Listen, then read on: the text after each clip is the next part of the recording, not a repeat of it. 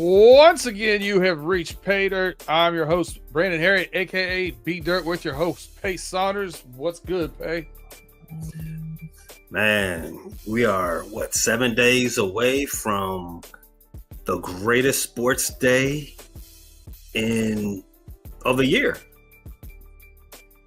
I can't be too upset about that. 7 days away from the greatest sports day of the year. I got nothing. The NBA season officially starts, unofficially, officially, and you got football on Christmas. Football on Christmas is a game changer.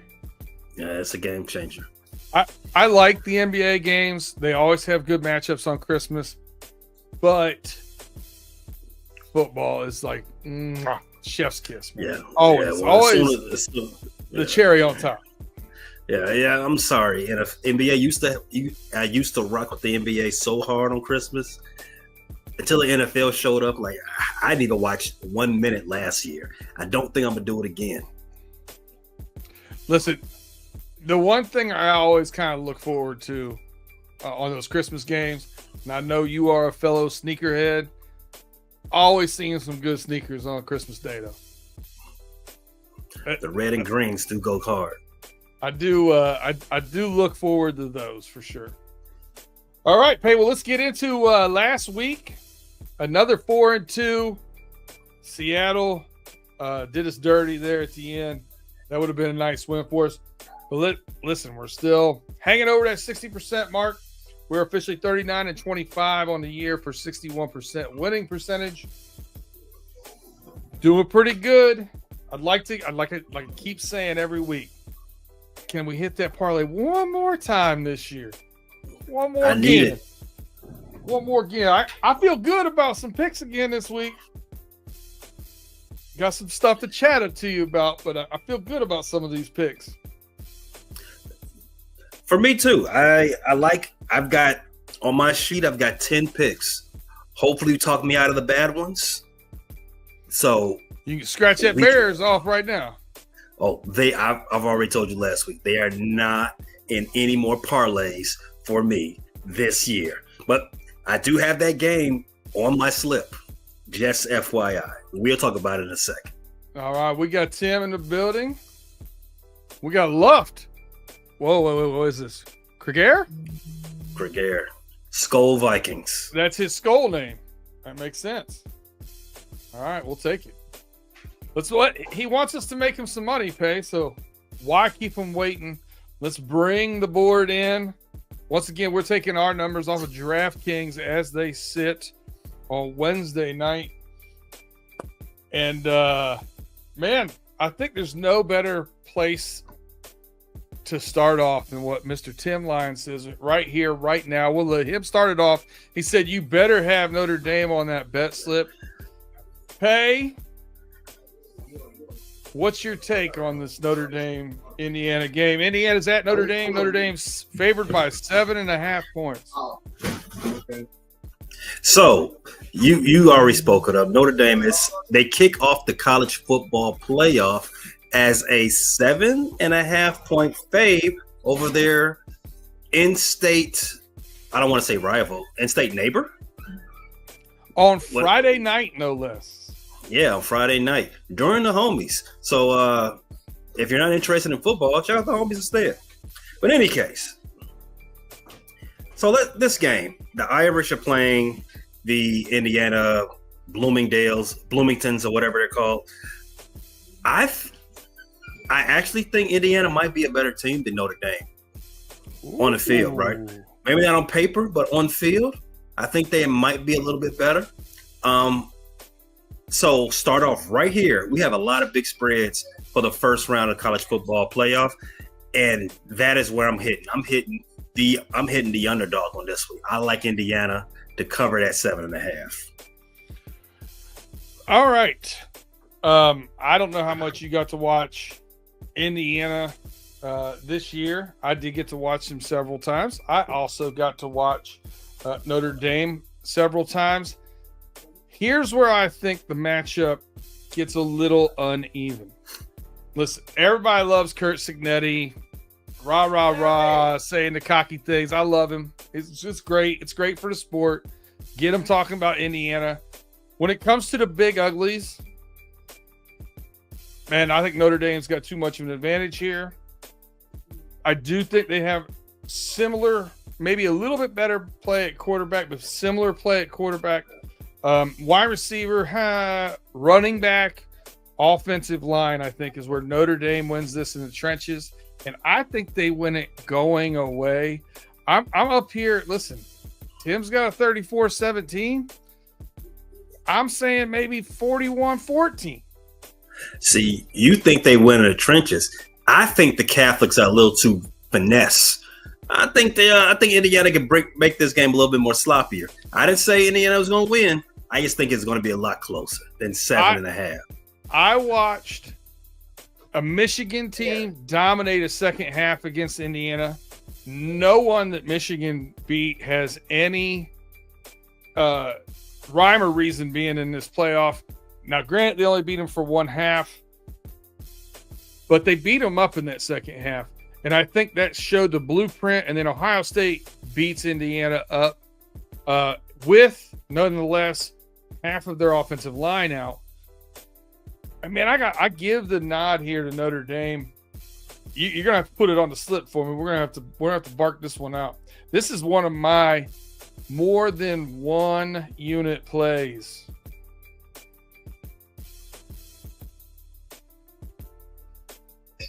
Hey, you know how we feel about more than one units. I kind of okay. We'll talk about this at the end. All right, we both differ on this one. Cool with it. Let's move to the next one. All right, so we got SMU going to Happy Valley and playing the Penn State Nittany Lions. The Nittany Lions are favored by 8.5. The over/under 54.5. I'm gonna actually reference something that you spoke about on an NFL game, and you talked about when there's adverse weather. It normally tends to advantage offense because they can make that one cut and go. I don't know that the Penn State SMU, I don't know how that's going to go as far as points. Every time I think I figured Penn State out, they show me a different side of how they're going to play. And I don't trust James Franklin in big games, obviously. But that over 54.5, is that too many? Or is that achievable by these two teams? You're reading my mind, baby. We've done too many shows together. I am definitely hitting that over. I like this game. They go right over that 54. I think that's right perfect. I think it's very respectful for what these two offenses are going to do. And you already spoke to the inclement weather. I think too much would have been 61.5. 54, just right. Pay likes. So you're thinking like a 34-27 game, something like that? Get in there. Let's go 30-28, possibly. Again, that would also mean SMU covers, but I won't put that officially on the slip. But I do like the over. You trust the over more than you trust the SMU. I do. SMU started off against Clemson. It looked like the lights were too bright, right? And then you started seeing them getting their sea legs under them. They showed that speed and athleticism they possess on the offensive side of the ball. I expect them to start off a little bit faster in this game now that they've played in that big game environment. Happy Valley is a tough place to play. It's a weird place to play. It is going to be cold for those guys. But, man, that speed can't be replicated. I think they're going to put some points on the board. I think Penn State still wins this one, but I like that over as well. Yeah, Pony Express, dial it up. All right, so that's a noon Saturday game. Oh, this is great. I love this slate. 4:00, we've got Clemson at Texas. Texas is favored by 12 points in this game. Over/under's 52. Man, oh man, oh man. Do you think Dabo Swinney can dial something up here to keep this game close? I actually like Clemson to keep this game more than close. I would not be shocked if Dabo and his troops pulled this game out. Listen, the worst thing you could do is not examine the whole report card when you're doing stuff like this, or when you're just grading a team on his merit, right? Mm-hmm. So I actually think what I'm about to say, I run counter to what I'm about to say most cases. However, this is win or go home and things of that nature. Things get a little freaky. The last time we saw Texas, they didn't look too hot. You and Big G have been climbing up on Quinn Ewers' back all year. Don't trust him. Not a big game performer. There's Oregon thinks they can woo him away from Texas because he ain't going to the league. And I'm agreeing with you now after what I saw him against Georgia. Now, Clemson's not Georgia. Yes, I get that. But Clemson ain't no pushover. They could do some things against Texas. Against Texas quarterback Quinn Ewers. Now, if you ask me, if you told me that Arch Manning was going to be a very featured player in this game, maybe I would lean more to Texas. Maybe I would lean more to Texas covering at 12. But right now, the way I'm feeling, my mojo on this game, Clemson as a 12-point dog, you know how I feel about big spreads like that. I'm going for Clemson. Give me those points. Yeah, and their quarterback has been playing good recently. Cade Klub something, right? Klubnik. Mm-hmm. Klubnik. I don't know. Kubiak. That's what. Yeah, sure.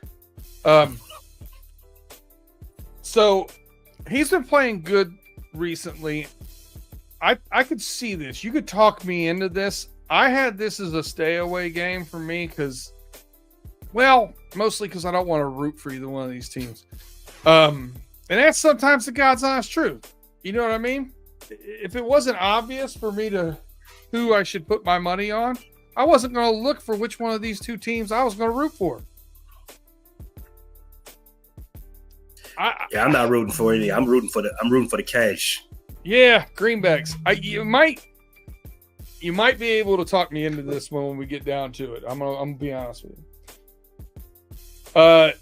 The next game, we got Tennessee Volunteers going to Ohio State, take on the Buckeyes. The Buckeyes are favored by 7.5 points. Over under 46.5.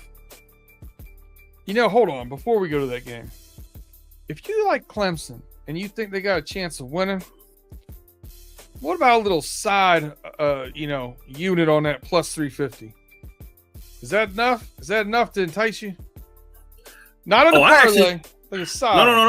No. That's smart. That's smart gambling advice. If you feel that boldly, you can play it in a parlay, but you also got to play it straight up.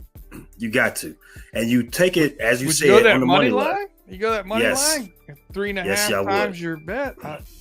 That just piqued my interest as I was looking down there. I apologize. But yes, back to exactly Tennessee's right. plus 7.5, over under 46.5. Listen, my favorite part about this game, Tennessee goes into Ohio State, and you've seen out there in the social media, if you're out in college football ranks, in any groups and social media out there, you've seen that Tennessee has figured out that the Olentangy River is very close to the stadium. And they've got plans on taking a goalpost to it. They ain't planting no flags, Pay. They're taking a goalpost to the Olentangy River. Do you think they can get it done? I bet if you've been paying attention this far, thank you for watching the show. But there is a theme here. I like the dogs.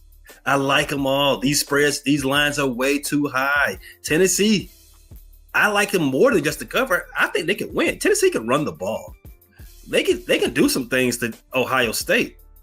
They can do some things to Ohio State's defense. They can do some things to Ohio State's offense. Not only can they run the ball, they profile as a legit SEC team too, right? So it's a different type of challenge that Ryan Day, the battled Ryan Day. Like what has his life been the last 10 days? You think he's been focused on this game? I don't think so. I think he's focused on, the police outside of his house. Yeah, he got eviction notices and all these things coming up. They may not be super focused up there in Columbus. It might be the writing might be on the wall. Ryan Day, I don't think there's anything he can do to save his job short of a national championship. And this is one of the worst draws he could have in the first round. A legit SEC team that can actually power run you to death. Hey, those goalposts, you better staple them. You better reinforce them because they coming up out the ground. All right, so I'm looking at this matchup. Tennessee, you're right, runs the ball very effectively. Look at the last time we saw Ohio State on the field. Michigan was running the ball and nothing else. 60 yards passing. Tennessee at least has the athletes on the outside that you got to stay honest with. I think Ohio State's offensive line being so down, and this is one of those things that you start talking about. How does the transfer portal change things? Overall, I think a lot of these teams start with, like I think Ohio State started with, probably the most talented team in the nation. They really did. But when you lose 3 starting offensive linemen, you start not having that depth at backup because those people can now transfer out into the transfer portal and go somewhere else and start. So you're starting to see that's where this is really getting effective. If you start having nicked up injuries, it's going to be just like the NFL now. You need to be healthy going into it. Ohio State's not healthy. And Kirk Herbstreit made mention that this is going to be the one game where the home fans will probably boo their team in this first time of an NCAA 12-team playoffs. And I don't think he's wrong. Also, insult to injury, Kirk Herbstreit's son committed to Michigan this past week. I'm just saying, kind of funny. Ouch. Things aren't going well in Columbus. Man, it would take a lot, I think, for them to right the ship. Could they pull off this win? Possibly, but not by 7.5. I love the hook. Give me a Tennessee Vols plus 7.5 as well. You said you like the under too? No, I said give me Tennessee plus 7.5 as well. Okay, all right. I think the over-under I think it's a pretty solid over-under. I don't expect this game to be that 57, 58-point scoring game. I think it's going to be in that 24-20 realm, 27-24 minutes. I don't feel comfortable with that one. And I'll tell you what else, and we just really started right in on this Notre Dame, Indiana. There are some other games on the slate here for Friday. Mm-hmm. But these teams, when you're not really paying attention to who's playing, who's in the portal, who's in the declared for the draft, who's sitting out, like, it's risky business. I'm really focused on this playoff and only this playoff because I know what Michigan has going on, and there's so many guys sitting out. There's other guys in the portal. Whole bunch of more guys coming. It's just hard for me to put my money on stuff that's so volatile. I'm not sure how you feel about it. Oh, no, I feel exactly the same way. I can't play with the church's money. You can't play with Payday's money either. I will prefer, if I'm feeling a little degenerate, if I'm up, maybe I might do a little in-game betting, but definitely not beforehand. It's too volatile, like you said. This ain't Bitcoin. I can't trust it. I'm right there with you, man. Well, hey, that is the NCAA portion of this Pay Dirt. Then we're going to hear from our sponsors here for a quick commercial break. We'll be right back in a few moments. If you're listening to us on Apple Pod, Google Pod, wherever you get your podcast, please subscribe, get that thumbs up, hit that bell, do that 5-star rate and review. If you are with us on YouTube, please make sure hit that thumbs up and share us. Tell a friend about us, and we'll be right back to win you some more money.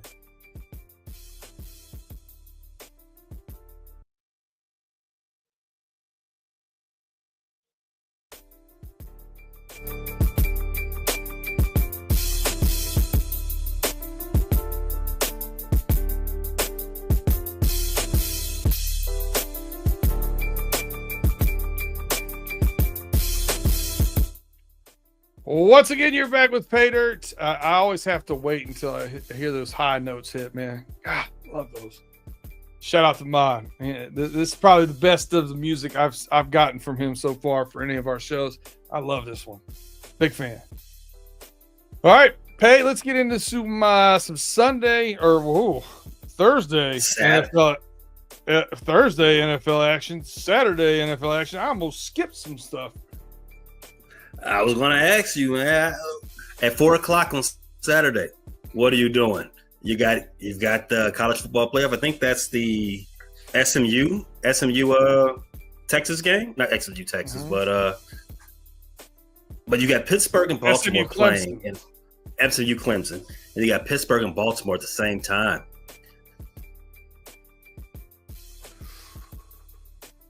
No, SMU's Penn State early, Clemson, Texas later, right? And then you got that's right. Then you got the Ravens Steelers. Do you have any thoughts about the Thursday night game, the Broncos at the Chargers? Actually, I do. So this one's come with chock full of playoff implications. So it's going to be a very entertaining game, just from that standpoint alone. Last time we saw both of these teams, they were victorious.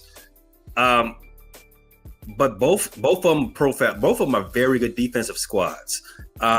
Denver Broncos, they've had a couple of injuries from their running backs, so they might be a little bit of food for the Chargers. However, the Chargers have also had a couple of injuries for their running back, J.K. Dobbins. He's on the IR right now.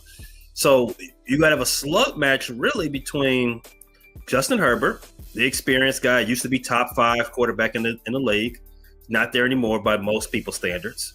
And you got the rookie, Bo Nix, the oldest rookie you've ever heard of outside of Chris Winkie. For me, just looking at it like this, I like the Denver Broncos to cover the 2.5. I also, because I do respect both teams' defense, I like the under. Ooh, under 41.5. Oh, man. I can't root for under that low. Hey, man, this is, if there was any game that profiled as a 13-17 game, this would be it. Well, this is going to be a tough game. Both these defenses are good, too. I don't know. You might be onto something. I had this as a sit it out game, though. For me, I think this is one of the rub hands like Birdman games of the NFL slate for Week 16. Just because there's so many ways this game can go. I like games on that type of spectrum. And not only are both teams good defensively, the pace of play from the Chargers all season is very deliberate, is very slow. Mm-hmm. Jim Harbaugh, baby. That leads right into my under. And then on the other side, like I said, Bo Nix, he's a rookie. Even though he's 37 years old, he's still a rookie. You expect, rookie players in a big game like this? Hey, I don't think both teams can score over 22. That's just all I'm saying. Bengals need the Chargers to win if we win out. That's what Tim Lyon says. That is true. I was waiting until we got playoffs. I was waiting until we got to the Bengals game before I even brought that up. But I remember Tim Lyon saying the season was over. Huh. It is. Listen, Bengals fans, stop talking like that. No, don't do that. No reason to get your hopes up about it. No, none. All right, so let's go into that. Saturday slate starts at 1:00 for the NFL. Houston Texans go to the Chiefs. Chiefs are favored by 3.5. The over/under is 41.5. Can you believe that we are sitting here in the year of the Lord 2024, and the Houston Texans with C.J. Stroud are playing the Kansas City Chiefs and Patrick Mahomes, and the over/under is 41.5. What a disappointing season these two are having, huh? Is it? Me and you, we talk a lot. Some of this was already known prior to the season starting, right? The surprise here is how bad Houston's offensive line has deteriorated, and how bad what type of weight that carries on an offense. Shout out to my Bears fans. So the issue with Houston is that they can't block interior. Both guards in the center are terrible. All their sacks come from those three positions. That's an issue because Chris Jones is a madman. Yep. Right. He's a madman, and that even though the Kansas City Chiefs, their defense has taken a step back in the last few weeks, not as mauling and suffocating as usual, but they're still very, very good. Kansas City on the other side, we all know Pat Mahomes, he's hurt again. He's got another Steph Curry injury, right? He's been that offense has been very disappointing, to say the least. Travis Kelce, he has one good Travis Kelce game a month. If he's not washed, he's very close to it.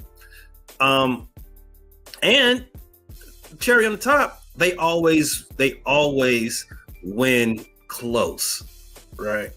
And the spread right here tells you it's going to be a close game. So for me, it's not as easy as other weeks. I think the bookies, the odds makers, they've caught on. Stop making the Chiefs a 10-point fave. So for me, I'm going to stay away from this game. I don't see the juice ain't worth the squeeze, as they say. Yeah, I mean, I want to bet the over, but I don't believe in it. No. So I agree with you, man. This is unfortunate, but I gotta stay away from this one. Man, what a difference losing Rashee Rice made for this offense, though, huh? It immediately looked different for Kansas. Remember how everyone said, "Oh yeah, they traded for Nuke. They're going to be a lot better now." Super Bowl 3-peat. I forgot he was on the team. Yep. All right. Go to that 4:30 slate that you referenced earlier. We got the Pittsburgh Steelers traveling to Baltimore. Baltimore favored by 6. Over under 45.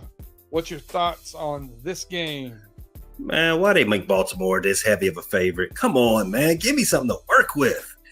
Because you already know how this is playing in the Steel City, Western Pennsylvania.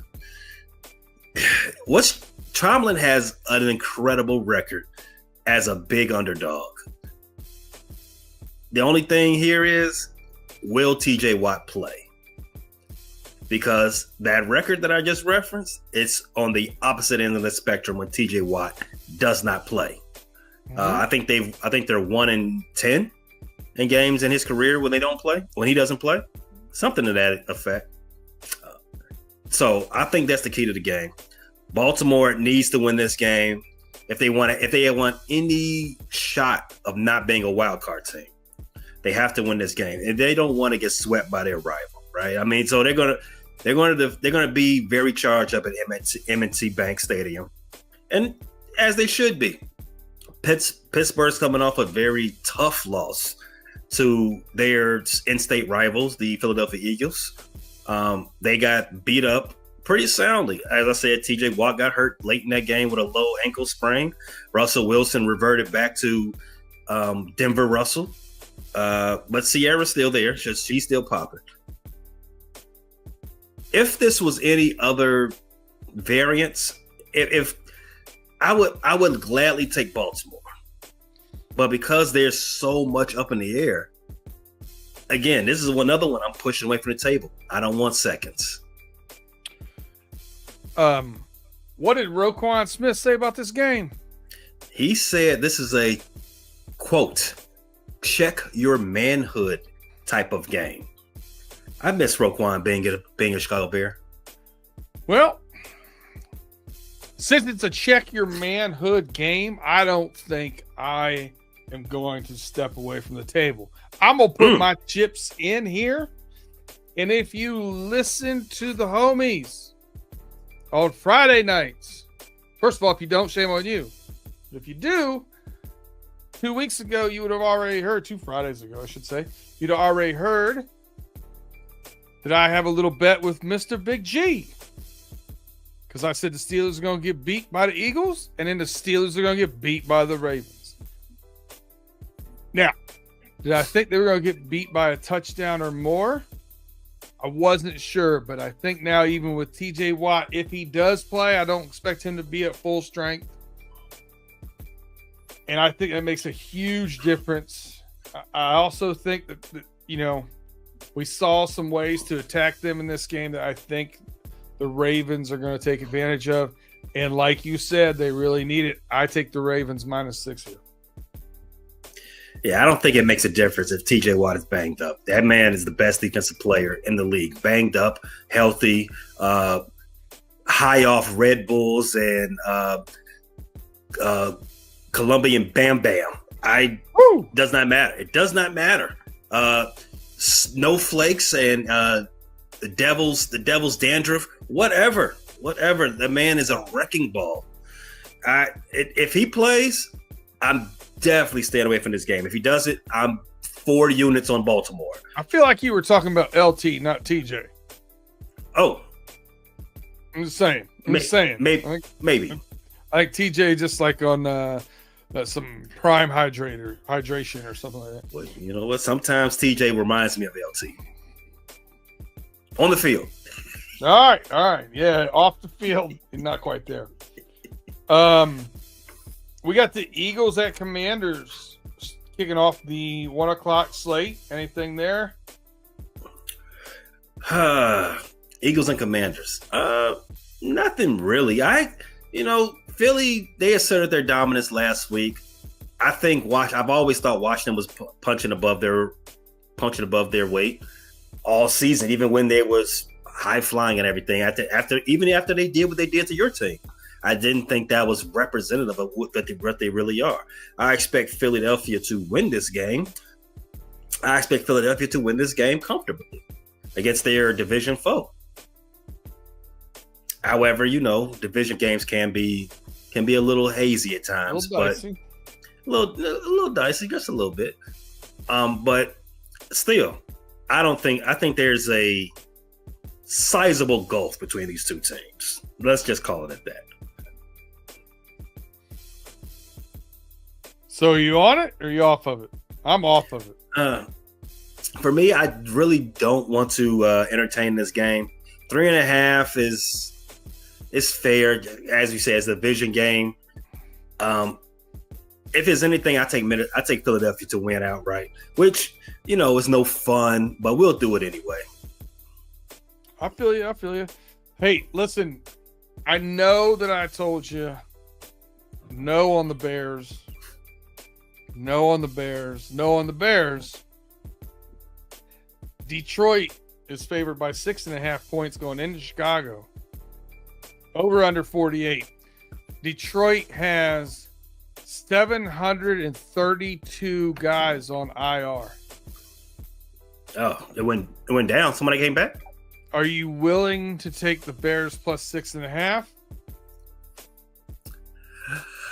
The argument for taking the Bears 6.5 would have to start at the Detroit Lions injury concerns. Well, not concerns, but woes, right? And them being at home.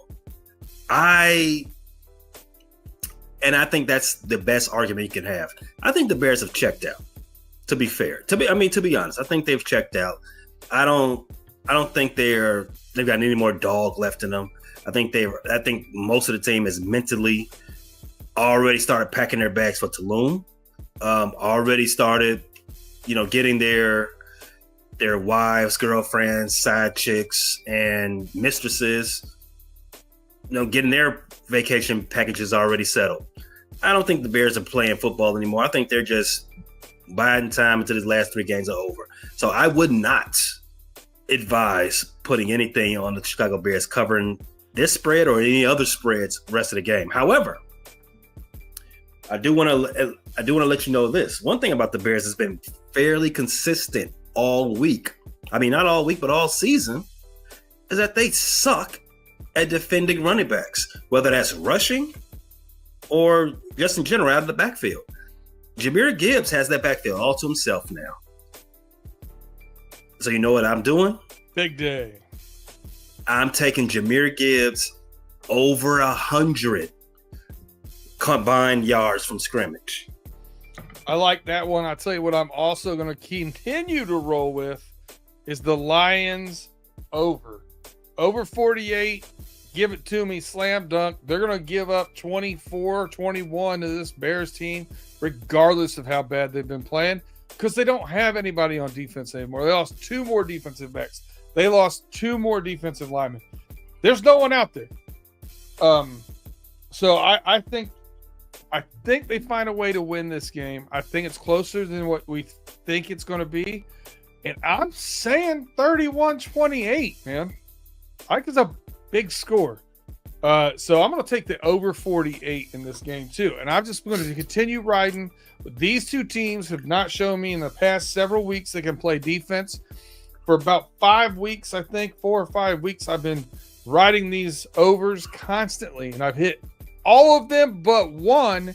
And I missed that one because the Cincinnati Bengals missed a field goal. So give me this Bengals over. Cleveland Browns going to Cincinnati. Bengals favored by 7.5 points, over under 47. DTR, Jameis Winston, it does not matter to me. The Bengals will give up 20 plus points to anybody playing quarterback. And the other thing about that, even though the Cincinnati Bengals defense has been terrible all season, DTR was named the starter yesterday, right? So the Bengals kind of got like a late start on preparing for the new quarterback. You always see this in the NFL. A quarterback change midweek or right before kickoff, it throws the defense off. So just from a preparation standpoint, I do not like that for the Cincinnati Bengals' chances of keeping that team out of the end zone, or at least out of the red zone for that matter. The Cleveland Browns, they've won a game already this week when they switched quarterbacks midweek. Well, had a surprise quarterback start, and then what happened? They won the next game, and it was a better team than the Cincinnati Bengals. They beat the Baltimore Ravens. Same instance. So can they do it again? What did they do all last year? They won with whomever quarterback was starting. I have supreme confidence they can do it again. Not to the point where I go bet that they'll win the game. I mean, because, any given Sunday, things happen, right? And Cincinnati is still playing for a playoff berth.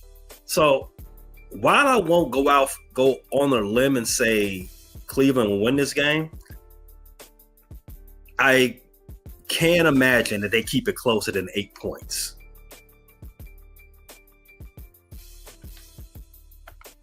I got over 47. I'm not going to ride with you on that plus 7.5. But Tim Lyons asked over under betting on this only, not the Bengals to win and cover right. Same thing with the Bengals and the Detroit Lions. They have both shown me two things. They've both shown me that they cannot be trusted on defense right now, whether it's because of injuries or players or scheme or whatever it might be. But they've also taught me that I cannot count out either one of their elite offenses. They have playmakers. They have good quarterback play. And they're going to put some points on the board, man. And both of these teams, if they get behind, will slang the pill. So I'm taking the over in the Bengals and the Lions games, probably the rest of the season. I do like the Bengals to win the game straight up. It might be a little bit more contentious, is what I'm saying, because as you said, the word of the day, untrustworthy for either one of those teams. I'll take the Bengals to win straight up. All right, you're putting a lot of bets on the slip here. Oh yeah, we got a lot of work to do, B. All right, what else you looking at in these games here? We got Rams at Jets. We got Cardinals at Panthers. Oof. Have you given up on the Panthers being better than theirs? But than you thought they were going to be yet? Well, all right. So a recap: when we were talking futures before in the beginning of the season, I said, watch out for those Panthers. They're going to be better than what they were last year, and they have been sneaky good. It may not show in the win-loss column, but if you're watching them, you see the progression out of Bryce Young. Chuba Hubbard has been amazing this season. He's been great for my fantasy teams. So they have been better. It just hasn't shown up in the results that you prefer, right? They were favorite last week, as a matter of fact, for the first time in 32 games for them. And you know what I did? I promptly took 3 units on that. Yes, promptly 3 units on the Dallas Cowboys. Throw that in a parlay, and that came home to daddy. So, yes, to answer your question, yes, I am off the Carolina Panthers being a good football team. They are better than last year, though. I'm searching for something else I like in this 1 o'clock window. So there's a few of them here. So how much stock do you put on the Jets showing last week versus what they've shown you all season? Not a ton, because they don't have a lot to play for. And the Rams are one of those hot and cold teams that every other week they look like they can beat anybody in the league. I don't like this at all. Yeah, as you say, a team that does nothing to play for is a very dangerous team. They are at home. The Rams that go all the way across the state, across the country to go get to them, or at the 1 o'clock kickoff, you know how that is. The Jets, they did have a great game last week. Aaron Rodgers would look like MVP Rodgers. The Rams they're forming into shape. They still have something to play for in the playoffs. All that being said, 3.5 for the home team. A little interesting. I'm not going to just putting it out there. A little interesting. I'm gonna leave it off the slip. But think about it for a second. I can't, man. I nothing in these 1 o'clock slates. The Giants at the Falcons. No, thank you. The Titans, the Colts. No, thank you.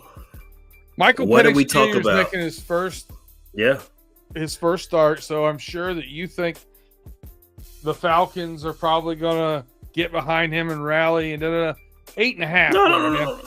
Not necessarily a rally, but more so the other team has less chance to strategize for the quarterback, right? And we're talking about the Giants here. The Giants aren't a good team. They're bad themselves. But 8.5 points is a lot of points. If it was it 6.5, you might be able to talk me into this. Oh, agreed. I'm not taking this game.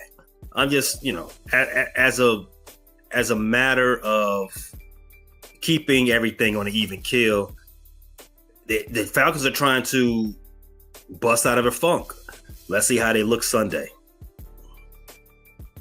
Then we have the Tennessee Titans at the Colts. The mayonnaise man has been benched for second or third time? I think this is number 3. So Mason Rudolph, I kind of trust more than I do Anthony Richardson, to be honest with you. What the Colts did against the Broncos last week, unexplainable. Jonathan Taylor dropped a ball running into the end zone, throwing laterals back and forth across the field. It ended up as a fumble recovery 6, technically. These two teams just frustrate me. Yeah, Will Levis benched again for the 3rd time this season. Matches his turnovers that he had last week. 6 turnovers against the Bengals. Oof. And the Bengals tried 10 combined turnovers in that game. Disgusting. I'm gonna stay away from this game. I've said, I will continue to say it. The Colts are the worst quote unquote good team in the league. They're 6-8. They're still in the hunt. They're still on the graphic, but I do not think that team's good. And then they're playing the Titans, they're better than their record, but they're not good either. So I'm gonna stay away. It's too high risk. All right, so I'm going to go ahead and say that we're probably staying away from the Jaguars at the Raiders in the 4 o'clock window, just because what are you getting from either one of those teams? I'm not even watching that game. So what else interests you here? I mean, is there Vikings, Seahawks, 49ers, Dolphins, Patriots at Bills?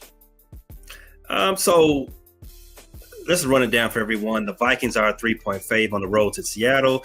Patriots are a 14-point dog going to see Buffalo. And the 49ers are a 1-point dog flying all the way across country to see Miami. Out of those 3 games, I would probably use a little bit of thought energy on whether or not the Patriots can cover that 14. I think it's a long shot. I wouldn't put it in any slip. If it comes down to it, I flip a coin like I'm Harvey Dent. I'll put it on the side, a little side wager. If I'm doing well after Saturday, I might be inclined to do the same, just because 14's a lot of points in the NFL. It is. These are professionals. No matter what you think about either team, they are still professionals. They are the best in the world at what they do. 14 is absurd. So what I'm hearing from you is after this, 1 o'clock slate, after the witching hour, we got a little time to make some dinner and kind of hang out, counting our winnings before we decide on what to bet on this Sunday night football game and eat some good grub. We got Tampa Bay Buccaneers going to Jerry's World, taking on Dallas Cowboys +4, over under 48.5. What you got to say about this one? Oh yeah, Baker's teed up right now, man. Baker is on a roll. The Tampa Bay Buccaneers, the Buccaneers are a dangerous team in the NFC. They can beat anybody. If you don't believe me, one of those losses the Detroit Lions have came to them. When the Lions were at full strength. Yes, they are not to be trifled with. Dallas Cowboys, they're going to be some poo underneath the Buccaneers' boot. I like the Buccaneers to cover that 4. And I like the over as well, 48.5. They can put some points up on. They can score some points on Big D. Hey yo. Hey, how about it now? How about them Cowboys scoring on Big D? So I'm looking here since Cooper Rush came into the game here against the Commanders. The Cowboys have scored 34, 27, 20, and 30. I'm going to go ahead and put that in the calculator and say that's just shy of 30 points a game. If they're going to score 20 points a game, I'm taking that over all day long. I like over 48.5. I'm riding with you on that one, B. Oh, my. One more game in the Week 16 slate. We got the Saints at the Packers. Monday Night Football. I hate Monday Night Football after the last Monday Night Football. And I hate the Packers. So they are also a 14-point fave. For me, I see nothing in this game that tickles my fancy. I think I'm gonna abstain from this one. I'll be asleep by halftime. Let me know what happens. Hopefully all 3 of my fantasy teams have survived, and I will also be asleep. Yeah, you got to wake up to do the no-cap recap. Dang it, I forgot. Set that alarm, baby. Yeah. All right, we got 14 of these, and we got to start whittling them down. The rule of thumb basically is if neither one of us are willing to get off a bet, we get off of both of them. Notre Dame, Indiana, sayonara. Let's go. Battle of Indiana has to be fought elsewhere. All right, that gets us down to 12. Should I recap the college games that we picked? Let's go. We got the over 54.5 on the SMU Penn State, Clemson +12, Tennessee +7.5. Just those 3 remain. How do you feel? I think I like Tennessee the best out of that. Really? I'd have said the over. I like that one the best. All right, so then let's get rid of Clemson. Ta-da! All right. Right? Boom, boom. All right, so let's go do to the next 3 bets and do it the same way. All right. NFL. We got the under 41.5. I know how you feel about unders. In that same game, Denver Broncos plus 2.5 over the LA Chargers, and the Philadelphia Eagles money line against those DC Commandos. I like the Eagles money line. Yeah, I think that's easy cake, right? That's easy. Yeah. So, how do we feel about the Broncos taking care of business versus the LA Chargers and the total under 41.5? Which one do you like better out of those two? I like the under, to be honest with you. All right, let the Broncos slide. You know what? I answered that question wrong. I like it because I think that's the more cheeky play. But I think the play that's less risk averse is Broncos plus 2.5. Okay, then get rid of the 41.5. Yeah, I'm coming back. I'm coming back for you though, baby. we gonna talk again. All right. Over 48 for Detroit and Chicago Bears. Cleveland Browns plus 7.5, and over 47 in that same game. Man, I think the over 47 is my take on this one. You like it? I like it. All right. You know what? Browns keeping it close, 7.5. I'll throw that one away because I still got the Cincinnati Bengals winning straight up with the over 48.5, Tampa Bay at Dallas. And we have also a side bet with in the Bears game, Jahmyr Gibbs over. This says over 127.5, but also on DraftKings, you can play around with the number a little bit. I have it over 100. That is plus the over 100 for Jahmyr Gibbs is plus. Give me 1 second. It is minus 340. That's the odds on that one. So our last 3, Bengals straight up over 48.5 in the Sunday Night Football game, and I got Jahmyr Gibbs total from scrimmage. So